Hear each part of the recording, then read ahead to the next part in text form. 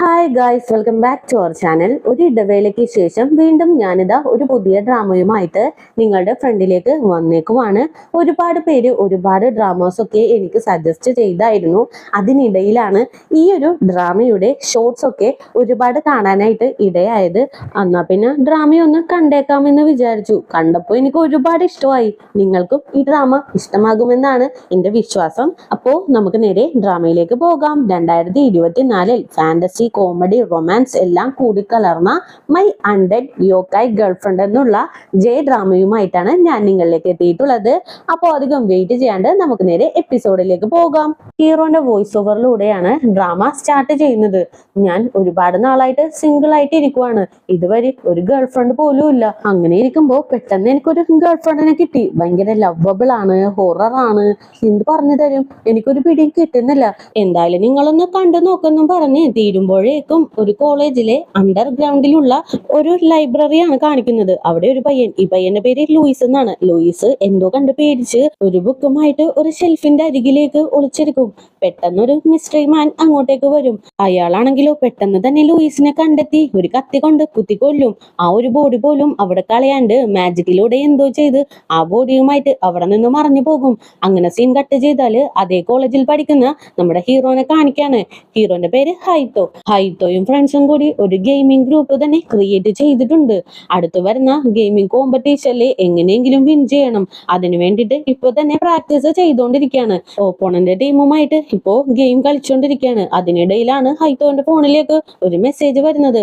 ആ ഒരു മെസ്സേജ് കണ്ട് പുള്ളിക്കാരൻ അതിലേക്ക് ശ്രദ്ധ പോകുമ്പോഴേക്കും പെട്ടെന്ന് ഈ ഗെയിമിൽ ഇവര് തോറ്റുപോകും.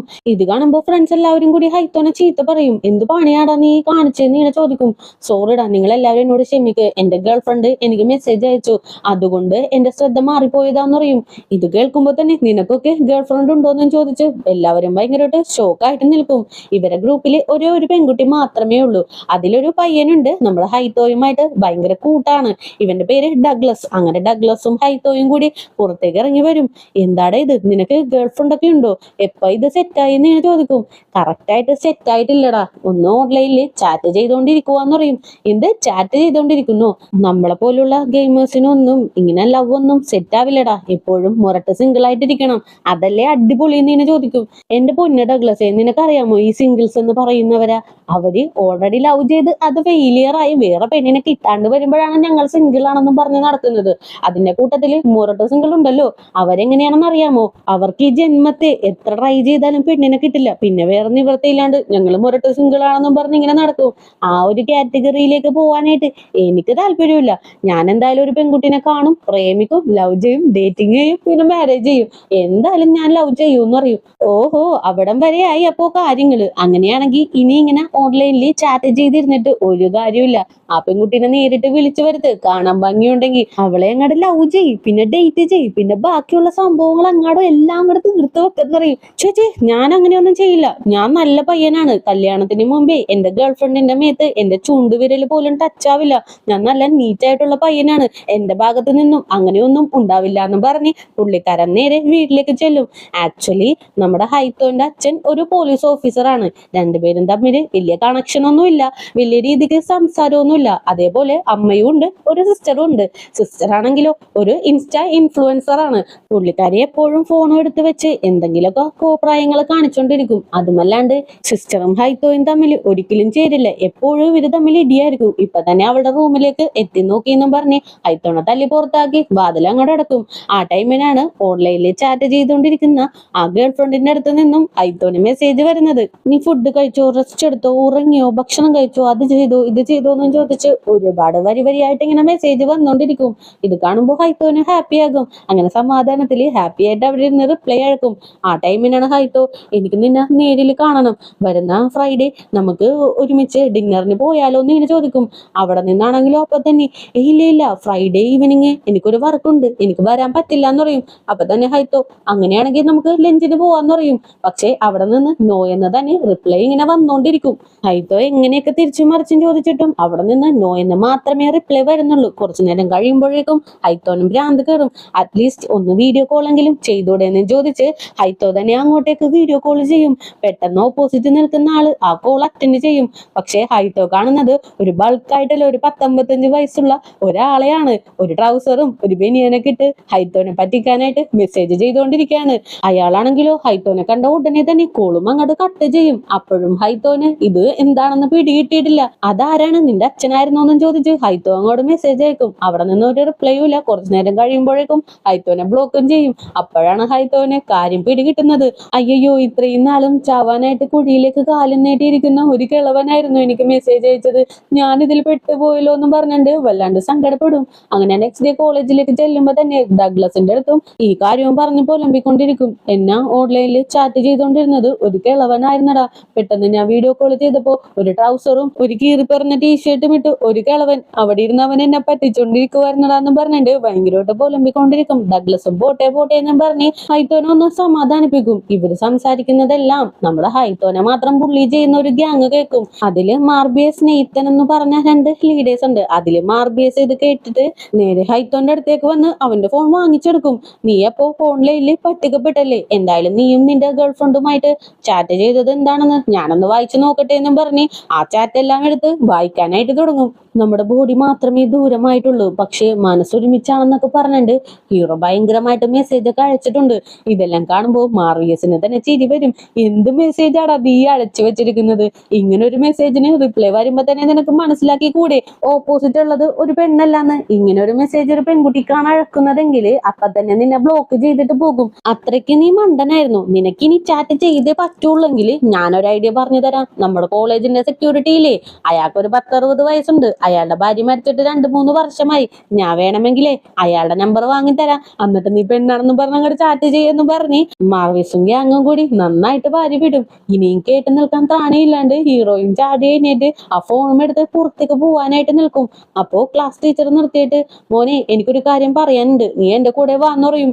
ഇത് കേൾക്കുമ്പോ ഹീറോന് പേടിയാകും. ദൈവം, ഈ കാര്യം ഇവിടുത്തെ ടീച്ചർ വരെ അറിഞ്ഞു എന്ന് പറഞ്ഞ് പേടിച്ചാണ് ടീച്ചറിന്റെ പുറകെ പോകുന്നത്. അങ്ങനെ രണ്ടുപേരും കൂടി ടീച്ചറിന്റെ റൂമിലേക്ക് കയറുമ്പോ അതിനുള്ളിൽ നിന്ന് ഒരു പെൺകുട്ടി പുറത്തേക്ക് ഇറങ്ങി വരും. ആ പെൺകുട്ടിയുടെ പേര് ലാറ്റി എന്നാണ്. അങ്ങനെ ലാറ്റിനെ ടീച്ചർ ഹൈത്തോനെ പരിചയപ്പെടുത്തി കൊടുക്കും. ഇവളുടെ പേര് ലാറ്റി. ഇവൾ ഈ കോളേജിൽ തന്നെയാണ് പഠിക്കുന്നത്. അതുമല്ലാണ്ട് ലൈബ്രറി ഒക്കെ നന്നായിട്ട് മാനേജ് ചെയ്യും. അതുകൊണ്ട് അവൾ അവിടെ വർക്കും ചെയ്യുന്നുണ്ടെന്നും പറഞ്ഞ് ടീച്ചർ വന്നിരിക്കും. ആ, എന്തായാലും അതൊക്കെ പോട്ടെ, എനിക്ക് നിന്റെ അടുത്ത് ഒരു കാര്യം ചോദിക്കാനുണ്ടെന്ന് പറയും. ഇത് കേൾക്കുമ്പോ തന്നെ ഹൈത്തോ വല്ലാണ്ട് നെർവസ് ആകും. കൈയൊക്കെ ഭയങ്കരമായിട്ട് വിയർക്കും. ആകെ വിയർത്ത് കൊട്ടും. അപ്പൊ തന്നെ ടീച്ചർ, അല്ല മോനെ, നിനക്ക് എന്ത് പറ്റി? നീ നന്നായിട്ട് വിയർക്കുന്നുണ്ടല്ലോ എന്ന് ഇങ്ങനെ ചോദിക്കും. മാഡം, നിങ്ങൾ എന്താണ് എന്നോട് ചോദിക്കാൻ പോകുന്നതെന്ന് എനിക്കറിയാം. മാഡം എന്നെ തെറ്റിദ്ധരിക്കരുത്. 5ാം ക്ലാസ്സിൽ പഠിക്കുമ്പോഴാണ് ഞാൻ ആദ്യമായിട്ട് ഒരു പെൺകുട്ടിക്ക് ഫ്രൂട്ട് വിടുന്നത്. അത് സെറ്റായില്ല. ശരിക്കും പറഞ്ഞാൽ എനിക്കും പെൺകുട്ടികൾക്കും ഇടയിൽ ഒരു രാശിയുമില്ല. എന്നാ പിന്നെ ഓൺലൈനിലെങ്കിലും ഒരു പെൺകുട്ടീനെ കറക്കിയെടുക്കാമെന്ന് വിചാരിച്ചപ്പോ പൂക്കളുള്ള ട്രൗസറും ടീഷർട്ടൊക്കെ ഇട്ട് ഒരു ഗഡാഗടിയായിട്ട് ഇരിക്കുന്നു. ശരിക്കും ഞാൻ പറ്റിക്കപ്പെട്ടതാണ് മാഡം. ഞാൻ അറിഞ്ഞുകൊണ്ട് ചെയ്തതല്ല. നിങ്ങൾ എന്നോട് ക്ഷമിക്കണമെന്നും പറഞ്ഞാണ്ട് ഭയങ്കരമായിട്ട് പുലമ്പിക്കൊണ്ടിരിക്കും. അപ്പൊ തന്നെ ടീച്ചറും, അതിന് ഞാൻ നിന്റെ അടുത്ത് ഈ കാര്യം ചോദിക്കാനായിട്ടല്ല വിളിച്ചത്. നിനക്ക് ലൂയിസ് എന്ന പേരുള്ള ഒരു പയ്യൻ അറിയാമോ? അവൻ ഈ ലൈബ്രറിയിൽ വെച്ച് കാണാണ്ട് പോയെന്നാ പറയുന്നത്. നീയും ഇടയ്ക്കിടയ്ക്ക് ലൈബ്രറിയിലേക്ക് പോവാറുള്ളതല്ലേ? അപ്പോ അവിടെ വെച്ചെങ്ങാനും അവനെ കണ്ടോന്ന് ഇങ്ങനെ ചോദിക്കും. ഇത് കേൾക്കുമ്പോ ഹൈത്തോയും, ഈ ടീച്ചറിന് ഒന്നും അറിയില്ലായിരുന്നു. വെറുതെ ഞാൻ എല്ലാ കാര്യവും പുലമ്പി തള്ളി. ഇനി എന്ത് ചെയ്യും? എന്തായാലും ഒന്ന് ഹാൻഡിൽ ചെയ്യാന്നും പറഞ്ഞ്, ഇല്ല മാഡം, ഞാൻ കണ്ടിട്ടില്ല. ഈ ലൂയിസ് ആരാണെന്ന് പോലും എനിക്ക് അറിയില്ല എന്നും പറഞ്ഞ് പുള്ളിക്കാരൻ നൈസായിട്ട് അവിടെ നിന്ന് സ്കൂട്ടാകും. ഈ പറഞ്ഞ ലൂയിസിനെയാണ് എപ്പിസോഡിന്റെ തുടക്കത്തിൽ ഒരു മിസ്റ്ററി മാൻ വന്ന് കൊന്നിട്ട് കൊണ്ടുപോയത്. അതേപോലെ ഈ ലൂയിസിന്റെ കേസ് ഹാൻഡിൽ ചെയ്യുന്നത് ഹൈത്തോന്റെ ഫാദറും കൂടിയാണ്. പുള്ളിക്കാരൻ അങ്ങനെ ആ കേസൊക്കെ വായിച്ചുകൊണ്ടിരിക്കുമ്പോ പുള്ളിക്കാരന്റെ അസിസ്റ്റന്റ് അങ്ങോട്ടേക്ക് വരും. ഒരു ലേഡി അസിസ്റ്റന്റ് ആണ്. ആ ഒരു ലൂയിസ് കാണാണ്ട് പോയ ആ ലൈബ്രറിയിൽ നിന്ന് ഒരു ബുക്ക് എടുത്തുകൊണ്ട് വന്നിട്ടുണ്ട്. സാർ, ഈ ബുക്ക് കട്ടായേക്കുന്നത് കണ്ടോ? ഭയങ്കര പെർഫെക്റ്റ് ആയിട്ടാണ് കട്ടായിട്ടുള്ളത്. ഇതിലെന്തോ ഒരു മിസ്റ്ററി ഒളിഞ്ഞിരിപ്പില്ലേ? എനിക്കെന്തോ ഒരു ഡൗട്ട് തോന്നുന്നുണ്ടെന്ന് പറയും. പുള്ളിയാണെങ്കിലോ അതൊക്കെ കേട്ടിട്ട് എന്തായാലും നമുക്കത് ചെക്ക് ചെയ്യാന്നും പറഞ്ഞിരിക്കും. അതേ ടൈം ഹൈത്തോയും ഡഗ്ലസും കൂടി പുറത്തേക്ക് വന്നിരിക്കും. എടാ, ടീച്ചർ എന്നെ വിളിച്ചിട്ട് പോയത് എന്താണെന്ന് അറിയാമോ? ഒരു ലൂയിസ് എന്ന് പറഞ്ഞ പയ്യനെ കാണാനില്ല എന്ന് പറഞ്ഞു. അതൊക്കെ സത്യമാണോ എന്ന് ചോദിക്കും.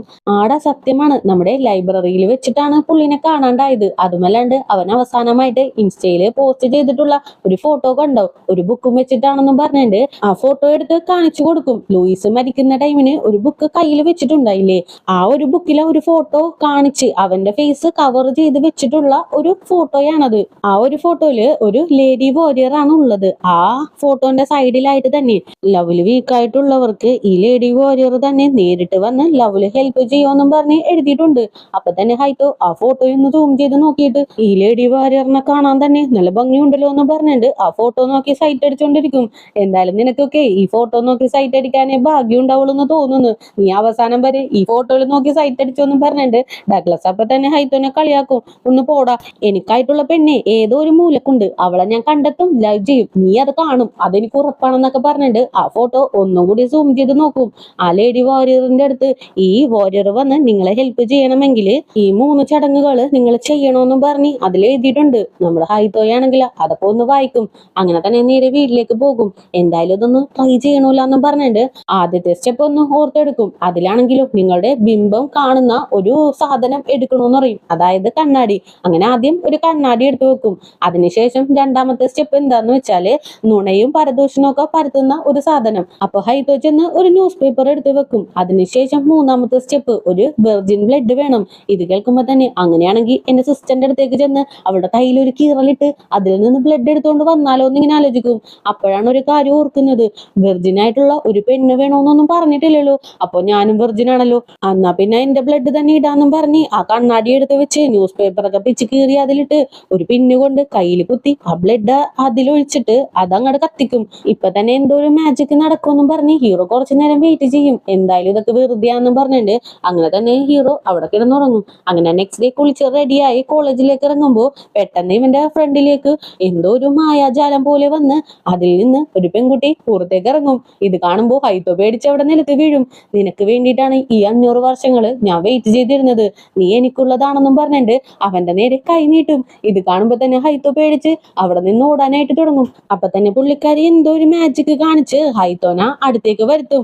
ആ, എനിക്ക് മനസ്സിലായി, എവിടെയോ ക്യാമറയുണ്ട്, ക്യാമറ ഒളിപ്പിച്ച് വെച്ച് നീ എന്നെ പ്രാങ്ക് ചെയ്യാനായിട്ട് വന്നതല്ലേ, ഇവിടെയാണ് ക്യാമറ, അവിടെയാണോ അവിടെയാണോ, എന്തായാലും നിന്റെ ഈ വേഷം കൊള്ളൂലാട്ടോ, ഏതോ ഒരു ഏഷ്യൻ കാലഘട്ടത്തിലെ പെണ്ണിനെ പോലെയുണ്ട്, എന്തായാലും ഈ ഒരു ഡ്രസ്സൊക്കെ ഇട്ട് ഇവിടെ ചുറ്റി കറങ്ങി നടക്കണ്ട, എല്ലാവരെയും നിന്റെ കൂടെ നിർത്ത് ഫോട്ടോയ്ക്ക് എടുക്കും, എനിക്ക് ഒന്ന് വീട്ടിലേക്ക് പോകണമെന്നും പറഞ്ഞ് നൈസായിട്ട് ഹീറോ നേരെ വീട്ടിലേക്ക് ചെല്ലും. എന്തായാലും സൂപ്പർ പ്രാങ്കായിട്ടുണ്ട്, ആ പെണ്ണെന്താണ് അങ്ങനത്തെ ഒരു കോലത്തിൽ വന്നേന്നും പറഞ്ഞ് ഒന്ന് ആലോചിച്ചുകൊണ്ട് നിൽക്കുമ്പോ ബാക്കിൽ നിന്നൊരു സൗണ്ട്, ഇതാണോ അപ്പോ നിന്റെ വീടെന്ന് ഇങ്ങനെ ചോദിക്കും.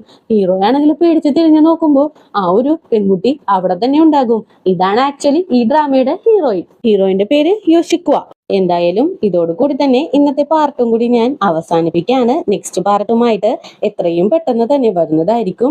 അപ്പോൾ പുതിയ കൂട്ടുകാരെങ്കിലും നമ്മുടെ ഈ ചാനൽ വിസിറ്റ് ചെയ്തിട്ടുണ്ടെങ്കിൽ സബ്സ്ക്രൈബ് ചെയ്ത് കൂടെയുള്ള ബെൽ ഐക്കണും കൂടി എനേബിൾ ചെയ്ത് വെച്ചേക്കുക. കൂടെ തന്നെ വീഡിയോക്ക് ഒരു ലൈക്കും വീഡിയോനെ കുറിച്ചുള്ള അഭിപ്രായങ്ങൾ കമന്റിലൂടെയും അറിയിച്ച് ഞങ്ങളെ സപ്പോർട്ട് ചെയ്യുക. അപ്പോൾ നെക്സ്റ്റ് പാർട്ടുമായിട്ട് വരുന്നവരേക്കും tata bye bye, see U.